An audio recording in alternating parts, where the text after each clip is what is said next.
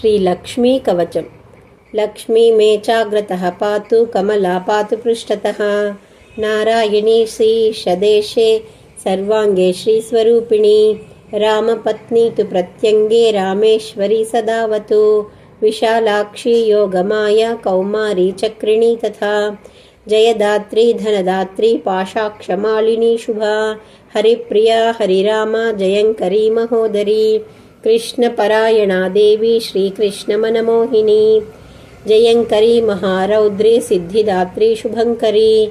सुखदा मोक्षदा देवी चित्रकूटनिवासिनी। भयं हरतु भक्तानां भवबन्धं विमुञ्चतु। कवचं तन्महापुण्यं यः पठेद्भक्तिसंयुतः। त्रिसन्ध्यं एकसन्ध्यं वा मुच्यते सर्वसङ्कटात्। कवचस्यास्य पठनं धनपुत्रविवर्धनं।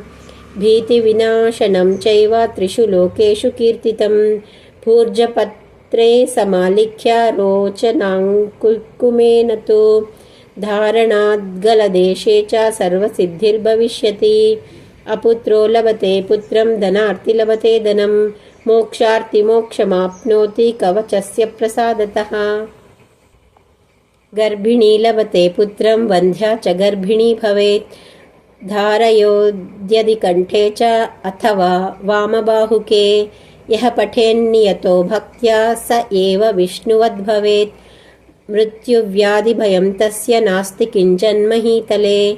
पठेद्वा पाठयोद्वापि शृणुयाच्छ्रावयोदपि। सर्वपापविमुक्तस्तु लभते परमां गतिं। सङ्कटे विपदे घोरे तथा च गहने वने। राजद्वारे च नौकायां तथा चरणमध्यतः। पठनाद्धारणादस्य जयमाप्नोति निश्चितम्। अपुत्रा च तथा वन्द्या त्रिपक्षं शृणुयाद्यदि। सुपुत्रं लभते सा तु दीर्घायुष्यं यशस्विनं। शृणुयाद्यः शुद्धबुद्ध्या द्वौ मासौ विप्रवक्त्रतः। सर्वान् कामान्मवाप्नोति सर्वबन्धाद्विमुच्यते। मृतवत्सा जीववत्सा त्रिमासं श्रवणं यदि। रोगी रोगाद्विमुच्येत पठनान्मासमध्यतः। लिखित्वा भूर्जपत्रे च अथवा ताडपत्रके। स्थापयोन्नियतं गेहे नाग्निचौरभयं क्वचित्। शृणुयाद्धारयोद्वापि पठेद्वा पाठयोदपि। यः पुमान् सततं तस्मिन् प्रसन्ना सर्वदेवतः। बहुना किमिहोक्तेन सर्वजीवेश्वरेश्वरी। आद्यशक्तिः सदा लक्ष्मीर्भक्तानुग्रहकारिणी। धारके पाठके चैव निश्चला निवसेद्ध्रुवम्।